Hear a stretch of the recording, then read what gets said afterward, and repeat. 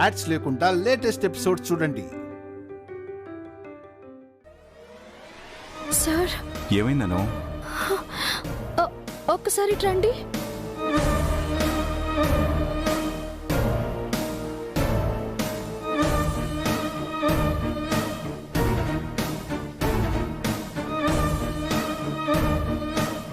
ఈ రోజు నుంచి 1 వీక్ అంటే అదే డేట్ కదా?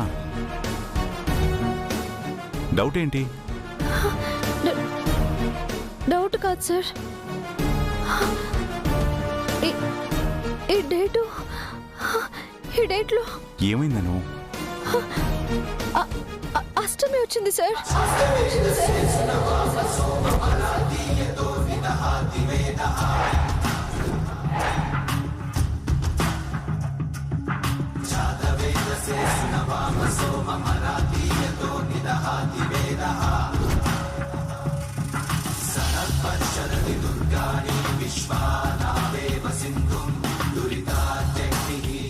సార్ సార్ నాకు భయం వేస్తుంది సార్. అను, ఏమీ కాదు. ఏదైనా అయితే నేను నీ పక్కనే ఉంటాను కదా, నీకేం కాకుండా చూసుకుంటాను. పోనీ ఇంకో డేట్కి మార్చడానికి వీలుంటుందా? అంటే తర్వాత డేట్కి కానీ ముందు డేట్కి కానీ? అను, ఆపు. అవసరం లేదు, అనవసరంగా భయపడకు. లేదు సార్. సార్ ఒకసారి డాక్టర్తో మాట్లాడండి సార్. ఓకే, ఒకసారి కాల్ చేయండి sir, please please sir. Banu, ఇప్పుడు ఆల్రెడీ టైం 12 అయింది. ఈ టైంలో డాక్టర్ కాల్ చేయమంటావేంటి? అది కాదు సార్. అరే, ఇప్పుడే బేబీ 9th మంత్లోకి ఎంటర్ అయ్యి హ్యాపీగా కేక్ తింది. నువ్వు కంగారు పడి దాన్ని కంగారు పెట్టకు. నువ్వు కూడా హ్యాపీగా ఉండు. అది కాదు సార్. రా పడుకో. రాను, పడుకో.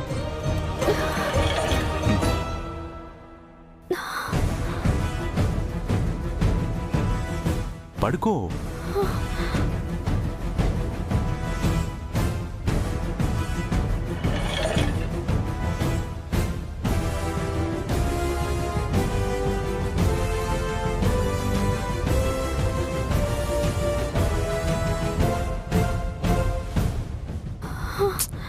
అరే అను, పడుకోమన్నానా?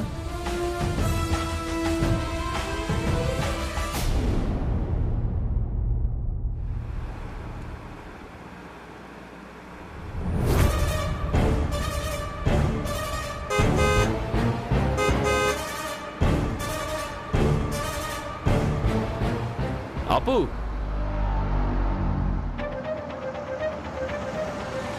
హార్న్ కొట్టింది ఆగమనప్పు, పక్కకి వెళ్ళమని కాదు. ఎక్కడికి వెళ్తున్నావు? కార్లో కూర్చో, డ్రాప్ చేస్తాను. పర్వాలేదు సార్, నేను వెళ్తాను. అప్పు అప్పు, ఏంటప్పు, నేనేమైనా పరాయి వాడినా? మొహం ఆటపడుతున్నావేంటి? ప్రెగ్నెంట్ లేడీవి, ఇంతెండలో నడవచ్చా? నువ్వెక్కడికి వెళ్తున్నావు చెప్పు, హ్యాపీగా ఏసీ కార్లో డ్రాప్ చేస్తాను. మీరు వెళ్ళండి సార్, నేను నడిచి వెళ్ళగలుగుతాను. అరే, కష్టపడకుండా కార్లో తీసుకెళ్తానంటే కాదంటావేంటి?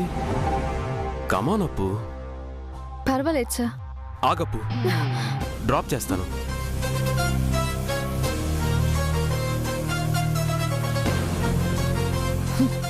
చెయ్యి వదలండి సార్, చెయ్యి వదులు. చెయ్యి వదలరా.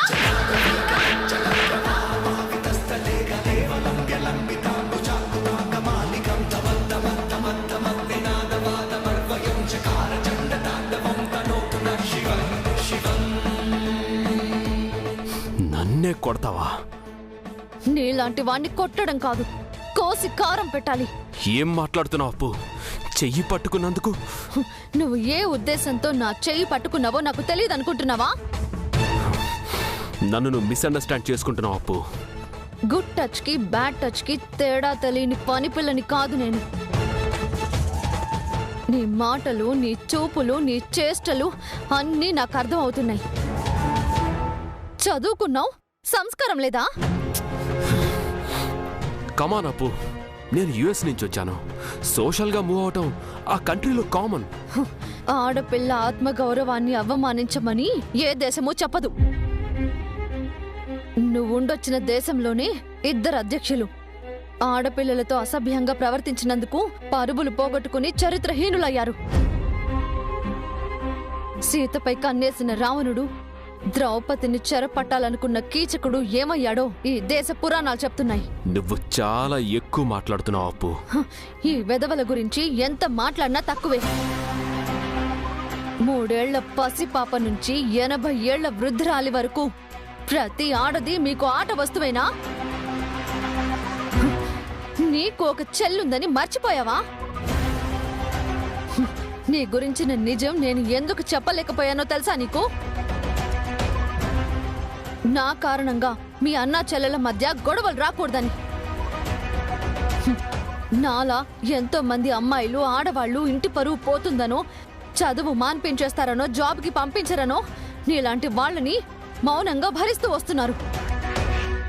ఆ మౌనానికి నోరొస్తే నీలాంటి మగవాళ్లు సిగ్గుతో తలదించుకోవాలి. టూ మచ్ అప్పు.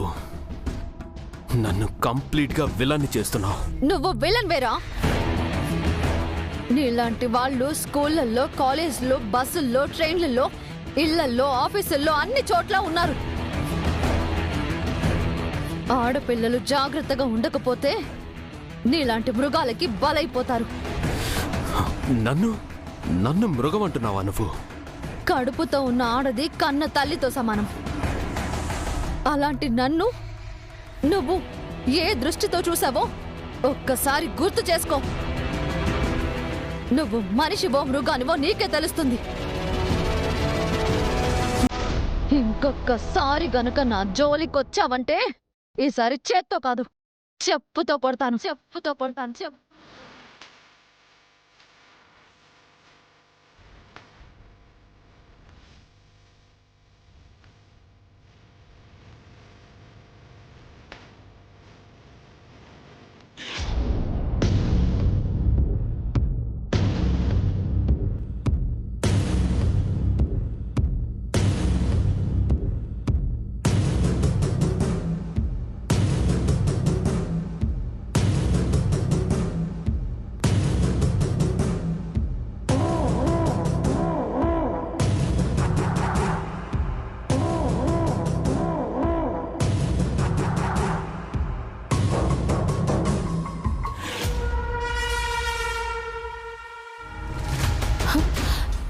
ప్రముఖ వ్యాపార దిగ్గజం ఆర్యవర్ధన్ తన వర్ధన్ గ్రూప్ ఆఫ్ ఇండస్ట్రీస్ ని అడ్డుపెట్టుకుని 10ల సంఖ్యలో డొల్ల కంపెనీలు సృష్టించి 1300 కోట్ల స్కామ్ కు పాల్పడ్డారు. అది స్కామ్ కాదు అని కోర్టు తీర్పిచ్చిన ఆ కంపెనీలో షేర్స్ రూపంలో వచ్చిన 1300 కోట్లను ఆర్యవర్ధన్ చెల్లించవలసిందేనని, ఆ చెల్లింపులకు గాను తన కంపెనీలో ఒకటైన నందిని టెక్స్టైల్స్ ను అమ్మివేయడానికి ఆర్యవర్ధన్ నిర్ణయించుకున్నట్లు విశ్వసనీయ వర్గాల సమాచారం.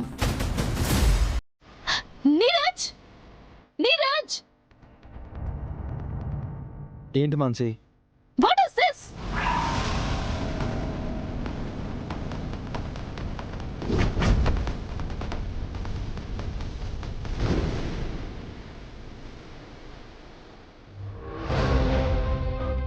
పేపర్లలో 100 రాస్తారు మాన్సి. అన్నింటికి రియాక్ట్ అయితే ఎలా మాన్సి? నిప్పు లేనిదే పొగ రాదు అంటారు. ఆ న్యూస్ లో నిజం లేకపోతే ఫ్రంట్ పేజీలో మెయిన్ హెడ్డింగ్ ఎందుకు వేశారు నీరజ్? సెన్సేషన్ కోసం, సర్క్యులేషన్ పెంచుకోవడం కోసం పేపర్లలో అలాగే రాస్తారు మాన్సి. జనం అది నమ్మితే దానికి మనం ఏం చేస్తాం? నీరజ్, ఇదంతా కాదు. నేను స్ట్రైట్ గా ఒకటి అడుగుతున్నాను. ఈ న్యూస్ నిజమా కాదా? అది దాదాని అడగాలి, నన్ను కాదు. అంటే అప్పు తీర్చడం కోసం బ్రోయిన్ లా నందిని టెక్స్టైల్స్ ను వేలం పెట్టి అమ్మేస్తున్నారా? అది దాదా ఇష్టం మాన్సి. అంతా ఆయన ఇష్టమే అయితే ఇక నేనెందుకు, నువ్వెందుకు నీరజ్? ఓ, ఆ అప్పు నువ్వు తీరుస్తావా? నేనెందుకు తీర్చాలి Neeraj? Vardhan group of industries లో నువ్వు one of the partner Mansi, one of the board మెంబర్వి. నీకు రెస్పాన్సిబిలిటీ ఉంది కదా. That's why I am asking. మనతో చెప్పకుండా ఒక్క మాటైనా అడగకుండా ఆస్తుల్ని వేలం వేయటం ఏంటి? ఇది పేపర్లో వచ్చిన న్యూస్ మాన్సి, దాదా ఇచ్చిన స్టేట్మెంట్ కాదు. రేపు ఇదే నిజం అయితే ఏదో ఒకటి చేసి డబ్బులు మనం కట్టాలి మాన్సి. అసలు మనం ఎందుకు డబ్బులు కట్టాలి నీరజ్? కట్టకుంటే ఏం చేస్తారు? వేల లక్షల కోట్లు ఎగ్గొట్టి విదేశాలకు పారిపోయిన వాళ్ళు చాలా మంది ఉన్నారు. After 1300 crores. 13 రూపాయలైనా 1300 కోట్లైనా 1300 లక్షల కోట్లైనా వర్ధన్ గ్రూప్ ఆఫ్ ఇండస్ట్రీస్ ఎగ్గొట్టదు, ఎక్కడికి పారిపోదు అని నువ్వంటున్నావా లేక మీ దాదా చెప్పారా? దాదా చెప్పబోయే మాట ఇదే మాన్సి. దాదా మాటే నా మాట. అంటే నందిని టెక్స్టైల్స్ ని అమ్మేస్తున్నారా? దాని నుంచి ఎంత ప్రాఫిట్ వస్తుందో తెలుసా నీకు? దానికి ఎంత ఫ్యూచర్ ఉందో తెలుసా? బంగారు గుడ్డు పెట్టే బాతును ఒకేసారి చెప్పేశారా? అసలు నీకు కాస్తైనా బాధ లేదా నీరజ్? ఒక చిన్న సంతకంతోనే వర్ధన్ గ్రూప్ ఆఫ్ ఇండస్ట్రీస్ లో వన్ ఆఫ్ ది పార్ట్నర్ అయిన నీకే ఇంత బాధగా ఉంటే, డే అండ్ నైట్ కష్టపడి ఒక్కొక్క కంపెనీని స్థాపిస్తూ డెవలప్ చేస్తూ లాభాల్లో నడిపిస్తూ నెంబర్ 1 బిజినెస్ మ్యాన్ గా ఎదిగిన దాదాకి నందిని టెక్స్టైల్స్ అమ్మడం ఇంకెంత బాధగా ఉంటుందో ఊహించలేవా మాన్సి? అంత బాధే ఉన్నప్పుడు దాన్ని అమ్మేయడం ఎందుకు? దాదా సంపాదించింది ఆస్తి మాత్రమే కాదు మాన్సి, కొన్ని వందల వేల మంది నమ్మకాన్ని కూడా. వాళ్ళకి ఏ చిన్న కష్టం వచ్చినా కూడా దాదా సహించడు. దాదా ఇన్ని కంపెనీలు పెట్టింది మన కోసం మాత్రమే కాదు, ఆ కంపెనీలో పనిచేసే వాళ్ళ కోసం కూడా.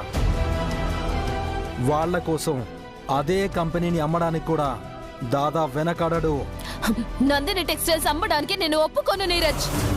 నమ్మి ఇన్వెస్ట్ చేసిన వాళ్ళని నష్టపరచనని దాదా మాటిచ్చాడు మాన్సి. నందిని టెక్స్టైల్స్ మన prestigious properties.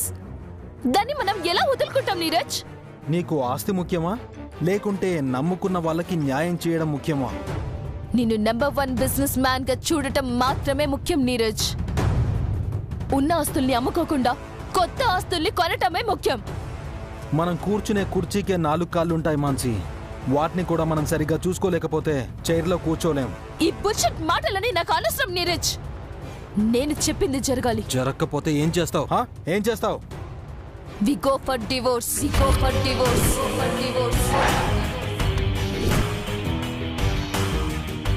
What? Yes Neeraj.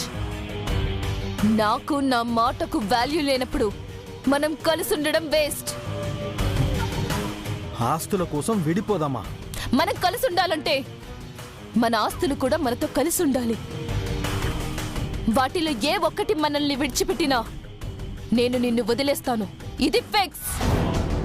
మనం కలిసి ఉండాలంటే మన ఆస్తులు కూడా మనతో కలిసి ఉండాలి. వాటిలో ఏ ఒక్కటి మనల్ని విడిచిపెట్టినా నేను నిన్ను వదిలేస్తాను. ఇది ఫిక్స్. ఇది ఫిక్స్. ఇది ఫిక్స్.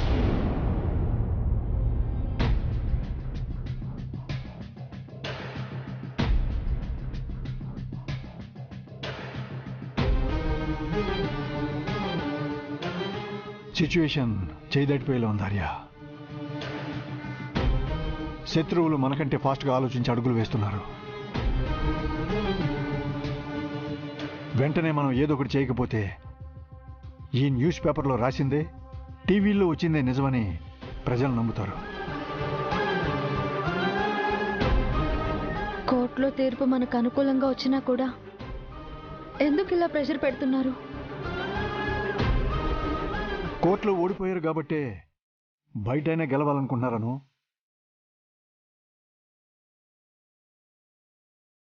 మన కంపెనీ మీద జనాల నమ్మకం అంతేనా సార్? జనానికి వాళ్ళ అవసరాలు ముఖ్యమను. భయం డామినేట్ చేసినప్పుడు నమ్మకం తగ్గిపోతుంది. ఎనిమి కూడా అదే లాజిక్ ప్లే చేస్తున్నారు. వాళ్ళకి మనం చాలా స్ట్రాంగ్గా రిటార్ట్ ఇవ్వాలి ఆర్య.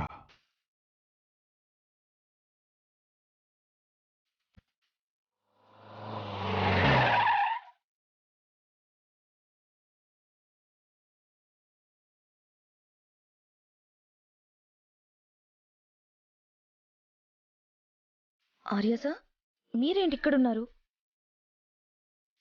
ఎటైనా వెళ్తున్నారా? రండి, కార్లో డ్రాప్ చేస్తాను. ఇట్స్ ఓకే అంజలి, నువ్వు వెళ్ళు.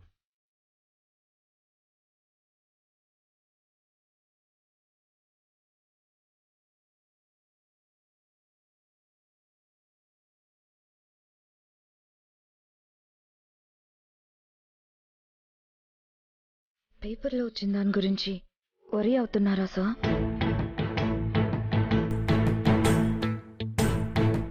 వరీ కాదంజలి, ఆలోచిస్తున్నారు. ఆలోచించడం ఎందుకు? ఆర్య సార్కి ఎంతో ఫ్యాన్ ఫాలోయింగ్ ఉంది. ఎవరిని అడిగితే లేదంటారు? ఎవరో ఎందుకు? సార్ తరపున నేనా మనీ పే చేస్తాను. ఈ రోజే ఇప్పుడే మనీ మొత్తం కట్టేస్తాను. ఓకేనా సార్?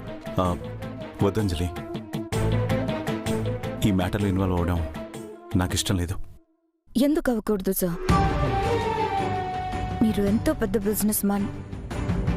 ఆఫ్టర్ ఆల్ 25,000కి నా దగ్గర వర్క్ చేశారు. నాకు ఎంతో హెల్ప్ చేశారు. కోట్ల రూపాయల్లో ప్రాఫిట్ తీసుకొచ్చారు. సాలరీ ఇంక్రీజ్ చేస్తానన్నా గానీ మీరు అసలు ఒప్పుకోనే లేదు. అలాంటి మీకు నేను హెల్ప్ చేయకూడదా? నేను చేసింది వేరంజలి, నువ్వు చేయాలనుకుంటుంది వేరు. తేడా ఏముంది సార్? మీరు నన్ను సేవ్ చేశారు, నేను రుణం తీర్చుకోవాలనుకుంటున్నాను. తప్పే ఉంది? నేను చెప్తే మా పెద్దనాన్న కాదనరు సార్.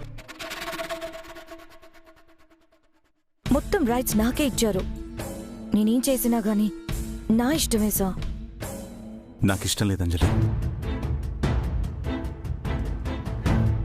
నేను పరాయిదాన్నా సార్. మీరు నా మెంటోర్, వెల్ విషర్. మీకు నా గ్రాటిట్యూడ్ చూపించాలి sir. Please Anjali, don't force me. పోనీ అప్పుగా తీసుకోండి సార్. ప్రాబ్లం సాల్వ్ అవుతుంది కదా, తర్వాత ఎప్పుడైనా ఇవ్వండి. చెప్పింది వినంజలి, ఈ టాపిక్ ఇక్కడితో వదిలేసే. అను, సార్కి నువ్వైనా చెప్పు. వర్ధన్ గ్రూప్ ఆఫ్ ఇండస్ట్రీస్ అంటే అది ఈ కంట్రీకే గర్వకారణం.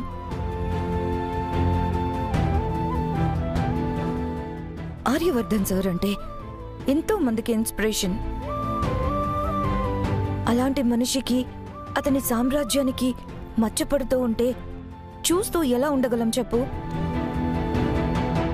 ఆయనకిష్టం లేని ఏ పనైనా చెయ్యమని నేను కూడా చెప్పలేను మేడం. జెండే, మీరైనా చెప్పండి. సారీ అంజలి, ఆర్య చెప్పింది ఫాలో అవడం తప్ప ఆర్యకి నేనేది ఎగనిస్ట్గా చెప్పను.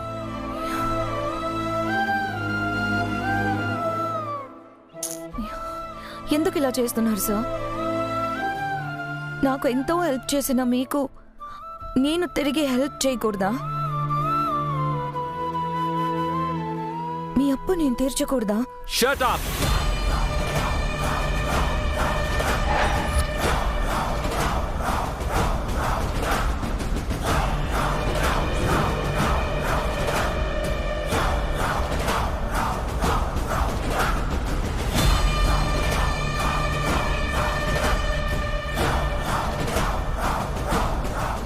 ఎవరప్పు ఎవరు తీరుస్తారు? ఎవరు చేసిన తప్పుకి వాళ్లే బాధ్యులు.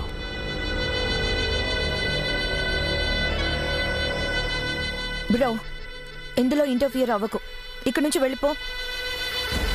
ప్రతి అడ్డమైన బెగ్గర్కి నువ్వు డబ్బు దానం చేస్తానంటే నేను ఒప్పుకోను.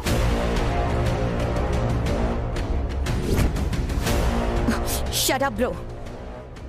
ఎవరు బెగ్గర్? చెయ్యి చాచి అడిగేవాళ్ళు, అడుక్కొని తినేవాళ్ళు. Mind your language bro.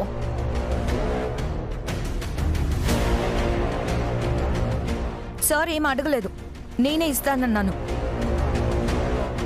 The great Aryavardhan తన అప్పు తీర్చుకోవడం కోసం చివరికి ఒక ఆడదాని మీద ఆధారపడ్డారన్నమాట. అంత చేతగాని వాళ్ళు కంపెనీలు పెట్టడం ఎందుకో.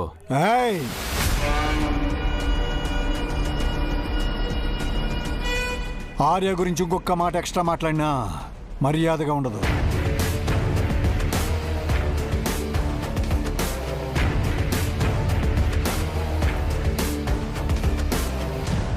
అంజలికి బ్రదర్వి అన్న ఒకే ఒక్క విషయంతో నిన్ను వదిలేస్తున్నా. లేకపోతే ఏం చేస్తావు? నన్ను షూట్ చేసేవాడివా? యా, చింత చచ్చిన పులుపు చావలేదని జనమంతా ఉమ్మేస్తున్నా గాని ఇంకా తుడుచుకొని పోతున్నారు.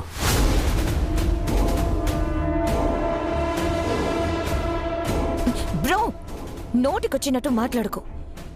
ఆర్య సార్ అన్ని రకాలుగా మనకంటే హై పొజిషన్లో ఉన్నారు. అలాంటి మనిషి గురించి తప్పుగా మాట్లాడుకో. హై పొజిషనా? పైన పటారం లోన లోటారం, అక్కడంతా ఏమీ లేదు. అయినా అదేదో సామెత చెప్తారు కదా, పేరు గొప్ప ఊరు దిబ్బ అని. ఇది అంతే. ఏ క్షణంలో అయినా మునిగిపోయే షిప్ లాంటిది ఈ వర్ధన్ గ్రూప్ ఆఫ్ ఇండస్ట్రీస్. మునిగిపోయే షిప్ లాంటిది ఈ వర్ధన్ గ్రూప్ ఆఫ్ ఇండస్ట్రీస్.